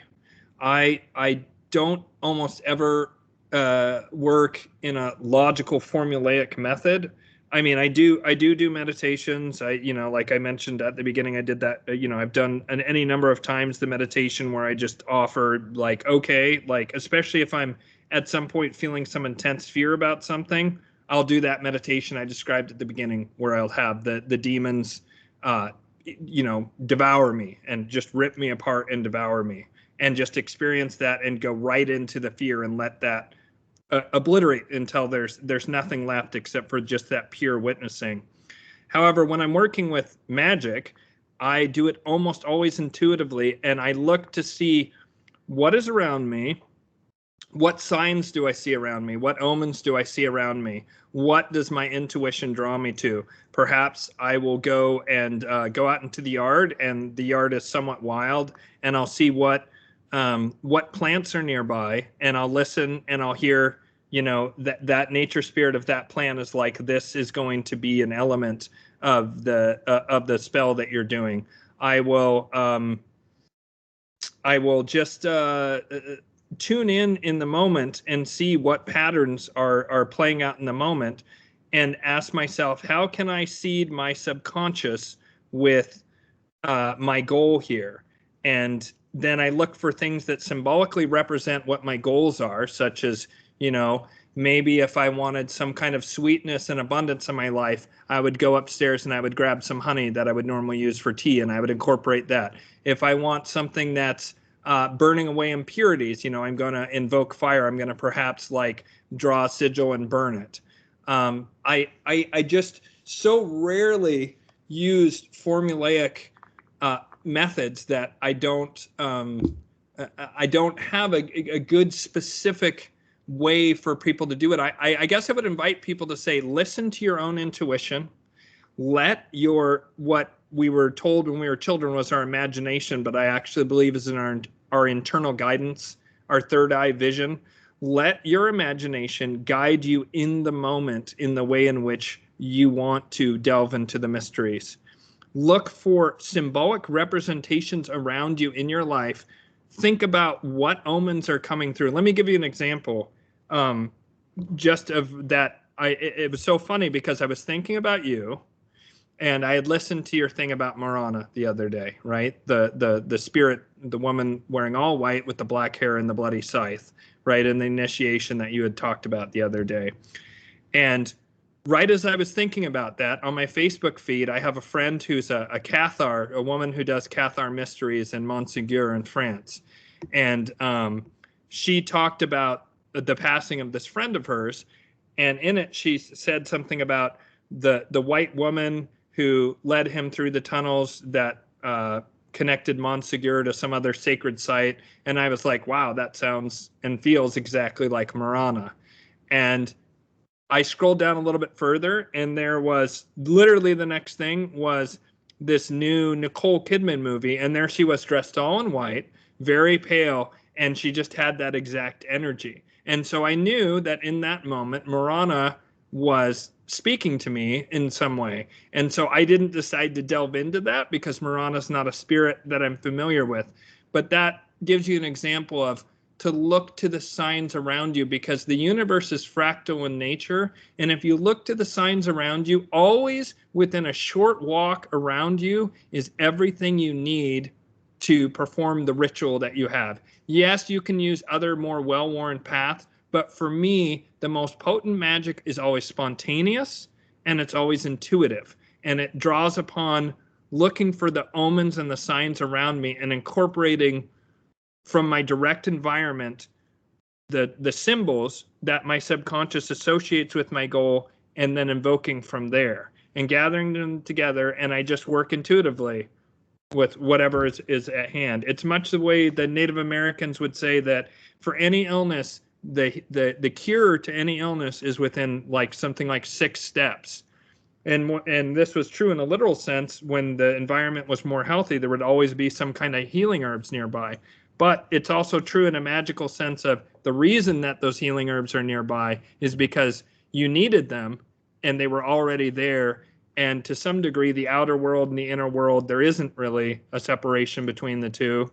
And so drawing upon what's in your direct environment and letting your own intuition guide it is, for me, the most powerful technique. And it's when I have had the best success. For example, the sigil I did that drew in my soulmate was 100% intuitive. There was nothing in it that was pre-planned. I let my intuition guide me every single step of the way until I just had a knowing it was complete. So I don't know if that is a good answer, but that's the way that I operate generally. I do have lots of books on other people's formalized rituals, and I do use those. But I find for me the most powerful magic is always in the way I just described. So I don't know, do you have any more time? If you do, we will continue. If you don't, we won't. But I really wanted to ask you about the time you spent with the shaman near a tent. Is there any... At the beginning, where I was talking about the shaman that I met after that sort of initiatic dream that I had? Yeah. Sure. I can tell you that, and we can talk a little bit more. Not right yet, but maybe in 10 minutes. I need a bit of a break, but yes, I can tell you more about him. So his name was Blackfoot, and strangely enough, this I live in Oregon on the west coast of the United States. And here in Oregon, there was going to be this, this is relevant to the story at hand. There was going to be this protest against the American Foreign Legion was coming to town, and this was during the Vietnam War. And Oregon was a hotbed of like civil disobedience. I guess that's never really changed. Now, though, we have a bunch of fake assholes. But back then, it was people who actually sincerely believed in what they were saying. And there was going to be a massive protest. And there was a real fear that the hippies were going to get into a conflict with the American Foreign Legion that was having a parade here. And so the governor of Oregon at the time was very wise, and he decided that he would allow the hippies to have a party to where they could do whatever drugs they wanted. They could have, orgies, whatever the hell they wanted to have. They could have it at this party. He promised no cops would go in, but they had to stay away from Portland, where the protests were being planned. And so this created this spontaneous music festival, and like all these shamans and so forth came forward, medicine people, tons of people brought psychedelics. People were smoking marijuana openly. And mind you, back then it was very serious crime in those days. Marijuana was very cracked down upon. It's nothing like today where it's actually illegal in Oregon. And so this was in a place called Drain, Oregon. And this was later referred to as the Vortex. And the Vortex was the first original rainbow gathering, which I don't know if you've heard of this thing, the Rainbow Gathering. It's an old hippie thing. And so both of my parents went to that, but they didn't know each other at the time. And this shaman was also there, the shaman that I'm about to talk about. And he set up the original, what's called Calm, which was like a healing station. And he had all sorts of medicinal herbs and so forth. And he would do energy healings for people. Usually people had taken too much drugs, right?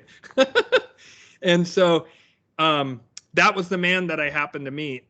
And he was like the original first shaman that went to these things. And I had no idea. I just, again, intuitively was guided to this man. And so he was working on a totem pole, and he said, we're supposed to work together. And I was like, okay, let's do this. And he said, you need to find tools for your initiation. And so I was like, I know exactly what I need to look for. And so I went about trying to find ayahuasca components. Now, mind you, this particular rainbow gathering was a long time ago, but it was in the state of Utah, which is one of the more conservative states in the United States. It's where the Mormons are. It's where the Mormon church is. It's the world headquarters for it. And so they had drug dogs and like major police outside of it. And so people were getting drugs in, but a lot of people were going to jail trying to bring in any kind of drugs, right? And so I knew that in order for him to initiate me, that I wanted there to be a psychedelic component to it. And so I went to the big trading circle that was there. There was people who would exchange all kinds of like various things. I mean, someone had like a zebra skin there, and someone had like a ostrich eggs, and there was all manner of crystals and all kinds of new age hippie bullshit, right? But there was some quite great stuff. And I put out a sign, and I put out the Latin name for what I was looking for, Banisteriopsis caapi and Psychotoria virtus, right? And I knew that a fellow person who knew about psychedelics would know exactly what I was talking about, but it would look like gibberish to anyone else, right? And I had different things I was willing to trade. So this guy came up to me and said, man, I can't believe you're using the Latin names for these things, but yeah, I have what you want. And so I said, well, what you trade for? He says, I won't trade for it, but what I'm looking for is someone who knows how to put it all together. And I said, well, I know exactly the guy. So that night we gathered, we came together, and Blackfoot was the name of the shaman. And he was like, he's gigantic. He is like, I'm pretty certain he's dead now, unfortunately, because he was quite old even back then. But he was 6'5" or 6'6", and he looked just like Gandalf the Grey. I'm not even kidding. He had a big, long white beard, but he was albino, so he had blue, almost pinkish eyes, and he was incredibly, incredibly physically strong. Which is just kind of a strange thing, because you don't think of magical folks as being as physically imposing as this guy. But he combined those ingredients, and then other people came, and someone had Amanita muscaria, the famous red and white mushroom of Celtic lore, and also Siberian shaman. So, of course, he perked right up at that.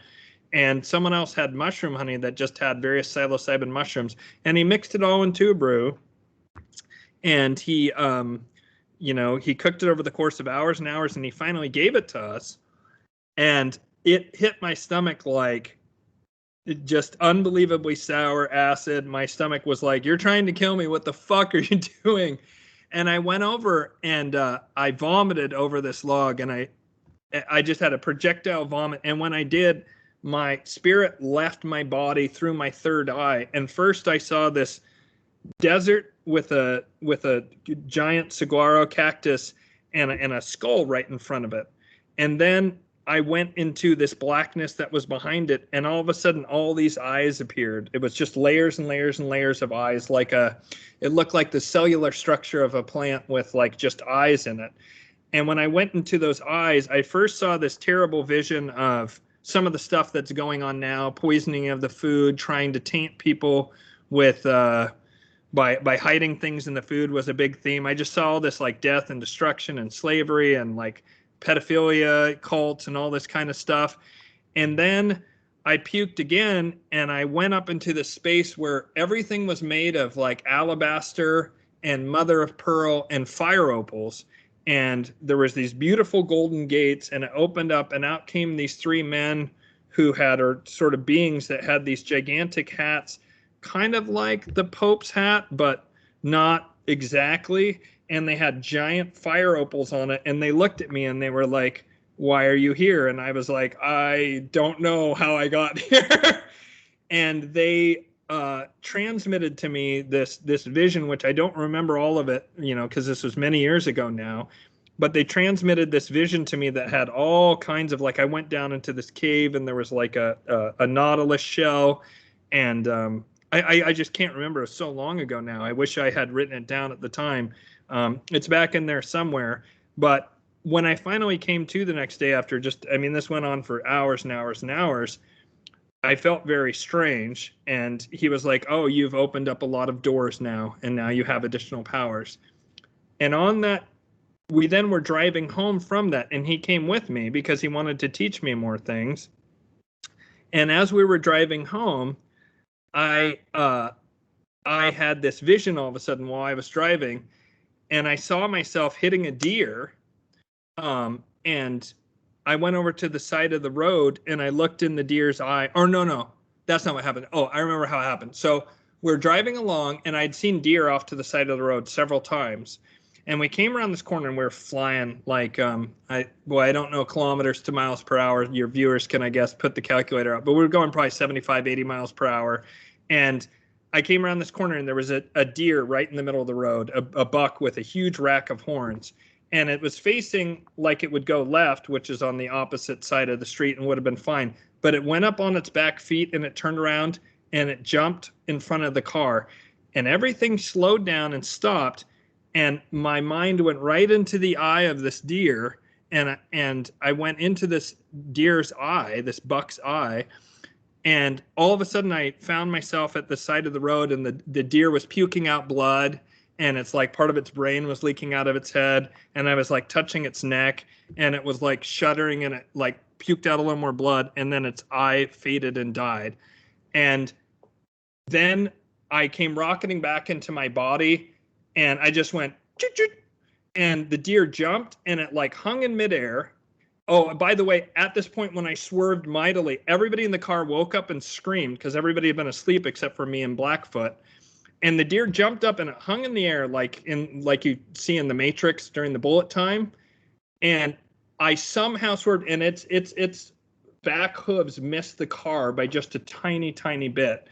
And it somehow like bounded off into the forest. And I'd almost rolled the car because the car was so full of stuff. But this all happened in the space of like 2 seconds. This whole thing of where I had seen the deer, I warned it that if it didn't jump again, it was going to fucking die. And then it froze in midair, and I was able to somehow move the car while it was like floating in midair. Everybody woke up and screamed. And then this is the weird part. Everybody went right back to sleep, just mere seconds after that. And Blackfoot said, "That was very impressive. You saw the signs, you saw the deer coming, so you knew something was coming. You saw the signs of the deer along the road before we saw the buck. And then you stopped time, and that's really, really hard. So great job there." And he said, "And you telepathically communicated with the deer and told it what to do, and that's why we didn't hit it." He said, "In other timelines, we did hit that deer. But in this one, you were able to draw upon all your skills in the moment, and we didn't hit it." and everybody was like dead silent in the car, dead asleep again, which was almost the most insane part of that, because they all woke up screaming at the top of their lungs, and then they all went back to sleep. And there was like 6 people in the back of this van. And so, yeah, that was probably the most wild part of that experience. But there was a number of other things where I could like change the beat of the drums in the drum circle with just like willing it. I'm trying to remember. There was just a bunch of things. He also told me about to someday seek out what he called the Red Hat Lama in the Himalayas. I just haven't had a chance to do it. I think it's someplace in Bhutan, actually. But he told me about that if I went there, that there was someone that he had trained with, like 20 years earlier when he had been in Bhutan or Nepal, kind of like on the border of Bhutan and Nepal. And he described it to me in a way that I feel like if I went there, that I would probably be able to intuitively find it. And that the other thing he said to me is, he said the number one thing that for light workers to stop in this world, or shamans, whatever, was pedophilia. He said it appeared in the Near East, 5,000 years ago-ish, and that when it appeared, it was being used ritualistically to open a gateway to where basically the lowest, most powerful of the demons were able to anchor their energy in the world through the ritual abuse of children. And so he said that was the number one thing that needed to be fought for people who are on my path. So what do you think of that? I cannot disagree with you. I cannot disagree, but remember, here is what I think about why those urges exist. So we were originally not in this plane, we were in different plane of existence. And we still have all of those urges from that different plane of existence. But in the physical body, if we act on them, it creates chaos. So yes. Let me explain. If you are only astral, aka etherical body, right? So a dimension of a soul, you don't have any sexual drive, a dimension of a spark. But if you go to the astral realm, there are emotions there. So at the astral level, there is sexual desire, right? Yes. But there is physical DNA. Physical DNA is absent, right? Mm-hmm. Can like be sexually procreating astrally with whoever you are attracted to, right? Mm-hmm. Because everybody is the equal age on the astral plane, pretty much. There is no children in a literal sense. Then we all can do it astrally, but in physical world it's different. Yes. It's literally astral urges from the lower aspects of the soul manifesting, and when you do them in the physical world, it creates enormous destruction. Mm-hmm. Because you originally were not physical, you were astral, and in astral realm it could be done without so much crazy consequences. Right. So that's why this. Yeah. Did you want to take a break for a bit, and then we can go on a bit if you want, or are you feeling complete? I don't feel it's complete because I kind of need to talk to you more, and then you will send it to me via Google Drive, and then I will all put it into one clip. Because really, the reason why I called you is because you need to be heard. There are so many things you from the other side, serious right-hand path, light practitioners have to say. And it needs to be heard. I disagree with so many things you said, but it needs to be said, right? For example, I disagree with this entire shamanic agenda of keeping the veil. Like, this is the end of this part of the podcast, guys. Yeah. But here is the thing. I met one of the guys who practiced traditional Slavic sorcery, but is also trained in Siberia. Uh-huh. And when I told him I work with the jinn, especially the lower jinn, the shayateen, right? You know this entire mythology. The red jinn? Like, not the red jinn, but like those jinn people sent to possess people, right? Right. So back in the day, I didn't knew this. I didn't knew that shayateen are extremely destructive. I was just superficially working with them, giving them offerings, reciting chants and shit. It wasn't serious jinn magic. It wasn't serious satanic life camp path sorcery. Uh, and I told him that, and I told him that they told me to break the whale down. And he told me, look, I will kill you right now, so I don't have to deal with you later on. And then he curses me. And it's like a curse which majority of people got drained, vampirized, and lose all of their power or die pretty much. And I managed to defend myself because I called spirits from his system. Because I am Slavic, he is Slavic, and we have ancestral alignment with those spirits. So I called the spirits and I defended myself from him, right? I technically am so fanatical about breaking the whale that a lot of people dislike it because I am not talking about it. I am actually doing it. I am summoning my spirits and cursing the whale on a daily basis. And that's how I have those glimpses of information coming through all the time, because when you curse the whale, you also curse the whale within. So you are capable to just go into the right and get information. But I need to talk to you more because you have so much experience and you deserve to be heard. And I think there is no serious discussion on actual experience of shamanic practitioners and actual right hand path healers, because you guys are so secretive. You even beat us, the dark guys. Like you beat us there. When I go to the right hand path seminar, Reiki healing seminar, when you watch it on YouTube, it's always focus on love and light, focus on positive emotions. And I am like, okay, dude, I know this. What are the techniques? What are the technologies? What are the you tell me nothing. Like nobody tells anything. So yeah. This is the end of the part 1, guys. Part 2 is coming soon. Do you want part 2 today, or do you want part 2 at some later date? But we need to get part 2. Give me a 5 or 10 minutes, and I need to speak with my son, and then I can come back and let you know one way or the other. But I'm thinking I can do more today. Okay, cool. I am waiting for you. Yeah. Okay. All right. I'm gonna hit stop on the record then. Bye.